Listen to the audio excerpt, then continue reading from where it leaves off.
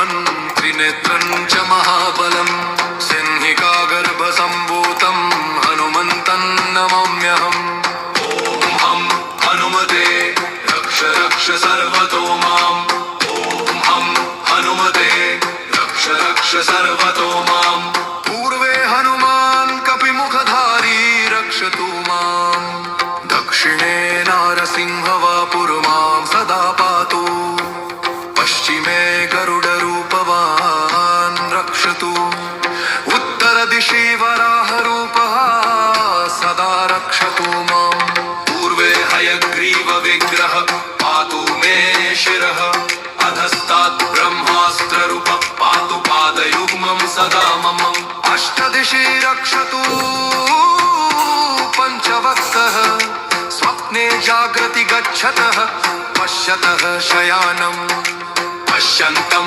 हसन्तं चलन्तं सर्वदा रक्षतु हनुमान् महाबलः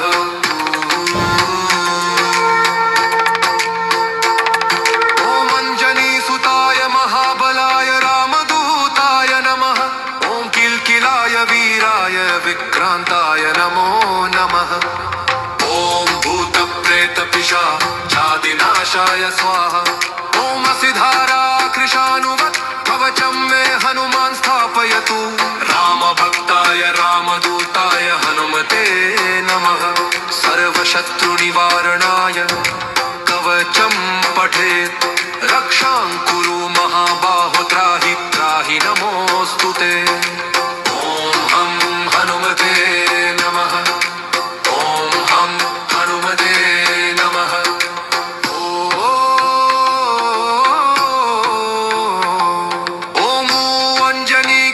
सम्भूतमारुतात्मजमुत्तमम् श्रीरामप्रियं भक्तं वन्दे लङ्काभयङ्करम् पञ्चमुखं धरं देवं हनुमन्तं नमाम्यहम् पूर्वं तु वानरं वक्त्रं कोटिसूर्यसम्प्रभम् दक्षिणे नारसिंहं च भयनाशं सदा स्मरेत् पश्चिमे गरुडं वक्त्रं वक्रतुण्डं महाबलम् उत्तरं तु वराहं च कामरूपं महाबलम् ऊर्ध्वं हयग्रीवमुखं शङ्खचक्रगदाधरम् एवं पञ्चमुखं रूपं हनुमन्तं महाबलं यो स्मरेत् प्रातरुत्थाय सर्वशत्रुभयं हरेत् नाशयतु स्वप्नमशुभं दुष्टग्रहसमुद्भवम् अभिचाराणि सर्वाणि मन्त्रतन्त्राणि भूतले सापराद्धं न मुञ्चेत्तु पञ्चवक्त्रं हनुमतं यं यं चिन्तयते कामं तं प्राप्नोत्यसंशयम् श्रीराम जय राम जय जय राम श्रीराम जय राम जय जय राम ॐ हं हनुमते रुद्रावताराय नमः ॐ पक्षमुखी हनुमते नमः ॐ रक्ष रक्ष हनुमते नमः ॐ हं हनुमते रुद्रावताराय नमः ॐ पक्षमुखी हनुमते नमः ॐ रक्ष रक्ष हनुमते नमः पञ्चवक्त्रं महाभीमन् त्रिनेत्रं च महाबलं सिंहिकागर्भसम्भूतं हनुमन्तं नमाम्यहम् ॐ हं हनुमते रक्ष रक्ष सर्वतो माम् ॐ हं हनुमते रक्ष रक्ष सर्वतो माम् पूर्वे हनुमान् कपिमुखधारी रक्षतु माम् दक्षिणे नारसिंहवापुर्मां सदा पातु पश्चिमे गरुडरूपवान् रक्षतु उत्तरदिशि वराहरूपः सदा रक्षतु माम् पूर्वे हयग्रीवविग्रह पातु मे शिरः अधस्तात् ब्रह्मास्त्ररूपः पातु पादयुग्मं सदा मम अष्टदिशि रक्षतु पञ्चवक्तः स्वप्ने जागृति गच्छतः पश्यतः शयानम् पश्यन्तं हसन्तं चलन्तं सर्वदा रक्षतु हनुमान् महाबलः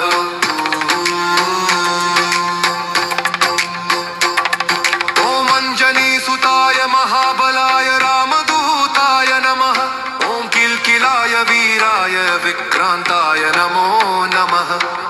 ॐ भूतप्रेतपिशाचादिनाशाय स्वाहा। ॐ सिधारा कृशानुवत् कवचं मे हनुमान् स्थापयतु। रामभक्ताय रामदूताय हनुमते नमः। सर्वशत्रुनिवारणाय कवचं पठेत्। रक्षां कुरु महाबाहो त्राहि त्राहि नमोऽस्तु ते। ॐ हं हनुमते नमः। ॐ हं हनुमते नमः।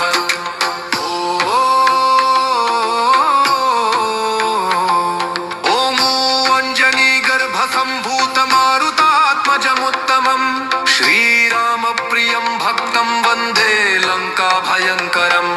पञ्चमुखं धरं देवं हनुमन्तं नमाम्यहम्। पूर्वं तु वानरं वक्त्रं कोटिसूर्यसम्प्रभम्। दक्षिणे नारसिंहं च भयनाशं सदा स्मरेत्। पश्चिमे गरुडं वक्त्रं वक्रतुण्डं महाबलम्। उत्तरं तु वराहं च कामरूपं महाबलम्। ऊर्ध्वं हयग्रीवमुखं शङ्खचक्रगदाधरम्। एवं पञ्चमुखं रूपं हनुमन्तं महाबलं। यो स्मरेत् प्रातरुत्थाय सर्वशत्रुभयं हरेत्। नाशयतु स्वप्नमशुभं दुष्टग्रहसमुद्भवम्। अभिचाराणि सर्वाणि मन्त्रतन्त्राणि भूतले। सापराद्धं न मुञ्चेत्तु पञ्चवक्त्रं हनुमतम्। यं यं चिन्तयते कामं तं प्राप्नोत्यसंशयम्। श्रीराम जय राम जय जय राम। श्रीराम जय जय राम। ॐ हं हनुमते रुद्रावताराय नमः। ॐ पञ्चमुखी हनुमते नमः। ॐ रक्ष रक्ष हनुमते नमः। ॐ हं हनुमते रुद्रावताराय नमः। ॐ पञ्चमुखी हनुमते नमः। ॐ रक्ष रक्ष हनुमते नमः। पञ्चवक्त्रं महाभीमन् त्रिनेत्रं च महाबलं। सिंहिकागर्भसम्भूतं हनुमन्तं नमाम्यहम्। ॐ हं हनुमते रक्ष रक्ष सर्वतो माम्। ॐ हं हनुमते रक्ष रक्ष सर्वतो माम्। पूर्वे हनुमान् कपिमुखधारी रक्षतु माम्। दक्षिणे नारसिंह वापुर्मां सदा पातु। पश्चिमे गरुडरूपवान् रक्षतु। उत्तरदिशि वराहरूपः सदा रक्षतु माम्। पूर्वे हयग्रीवविग्रह पातु मे शिरः। अधस्तात् ब्रह्मास्त्ररूपः पातु पादयुग्मं सदा मम। अष्टदिशि रक्षतु पञ्चवक्त्रः। स्वप्ने जागृति गच्छतः पश्यतः शयानम्। पश्यन्तं हसन्तं चलन्तं सर्वदा रक्षतु हनुमान् महाबलः।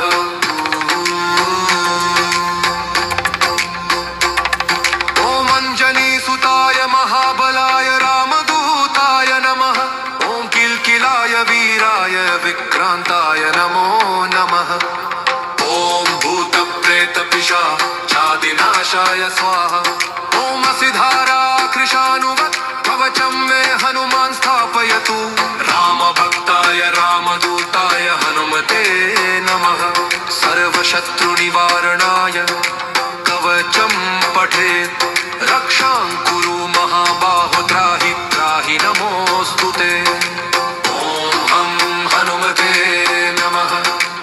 ॐ हं हनुमते नमः।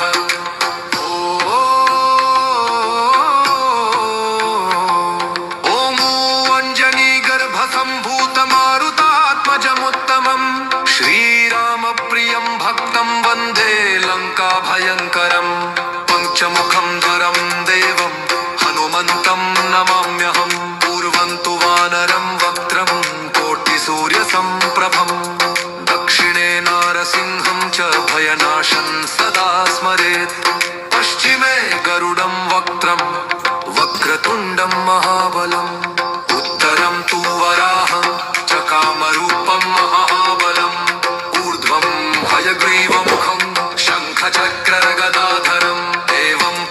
पञ्चमुखं रूपं हनुमन्तं महाबलं यो स्मरेत् प्रातरुत्थाय सर्वशत्रुभयं हरेत् नाशयतु स्वप्नमशुभं दुष्टग्रहसमुद्भवम् अभिचाराणि सर्वाणि मन्त्रतन्त्राणि भूतले सापराद्धं न मुञ्चेत्तु पञ्चवक्त्रं हनुमतम् यं चिन्तयते कामं तं प्राप्नोत्यसंशयम् श्रीराम जय राम जय जय राम श्रीराम जय जय राम ॐ हं हनुमते रुद्रावताराय नमः ॐ पञ्चमुखी हनुमते नमः ॐ रक्ष रक्ष हनुमते नमः ॐ हं हनुमते रुद्रावताराय नमः ॐ पञ्चमुखी हनुमते नमः ॐ रक्ष रक्ष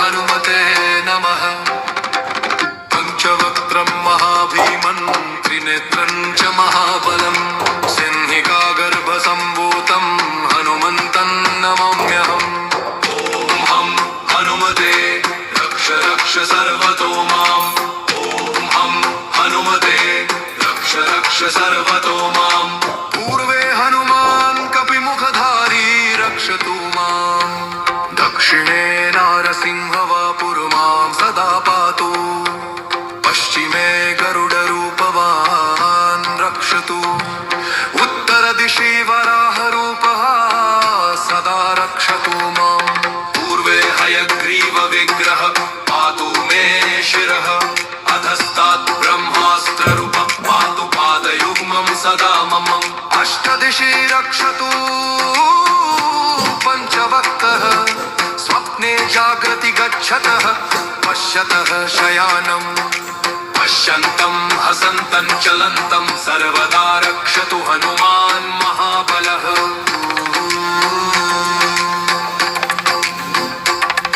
ॐ अञ्जनीसुताय महाबलाय रामदूताय नमः ॐ किल्किलाय वीराय विक्रान्ताय नमो नमः ॐ भूतप्रेतपिशाचादिनाशाय स्वाहा ॐ असिधारा कृशानुवत् कवचं मे हनुमान् स्थापयतु रामभक्ताय रामदूताय हनुमते नमः सर्वशत्रुनिवारणाय कवचं पठेत् रक्षां कुरु महाबाहो त्राहि त्राहि नमोऽस्तु ते ॐ हं हनुमते नमः ॐ हं हनुमते नमः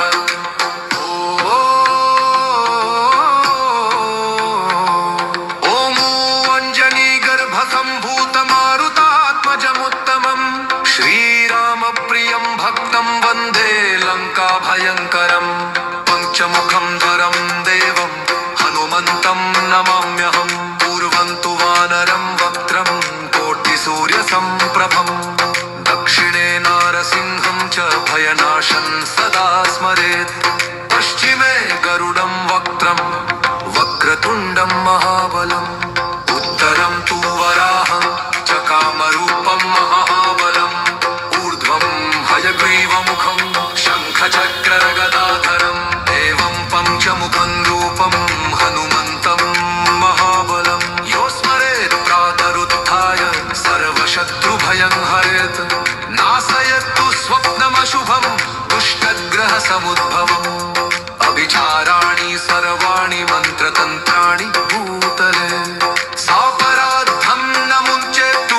पञ्चवक्त्रं हनुमतम् यं चिन्तयते कामं तं प्राप्नोत्यसंशयम् श्रीराम जय राम जय जय राम श्रीराम जय जय राम ॐ हं हनुमते रुद्रावताराय नमः ॐ पञ्चमुखी हनुमते नमः ॐ रक्ष रक्ष हनुमते नमः ॐ हं हनुमते रुद्रावताराय नमः ॐ पञ्चमुखी हनुमते नमः ॐ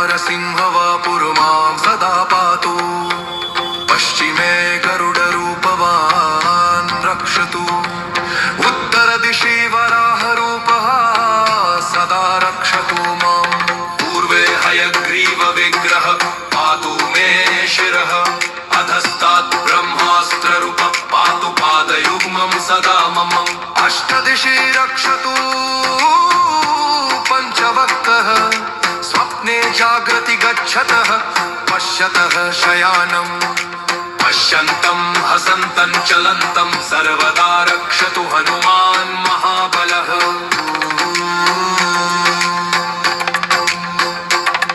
ॐ अञ्जनीसुताय महाबलाय रामदूताय नमः ॐ किल्किलाय वीराय विक्रान्ताय नमो नमः ॐ भूतप्रेतपिशाचादिनाशाय स्वाहा ॐ असिधारा कृशानुवत् कवचं मे हनुमान् स्थापयतु रामभक्ताय रामदूताय हनुमते नमः सर्वशत्रुनिवारणाय कवचं पठेत् रक्षां कुरु महाबाहो त्राहि त्राहि नमोऽस्तु ते ॐ हं हनुमते नमः ॐ हं हनुमते नमः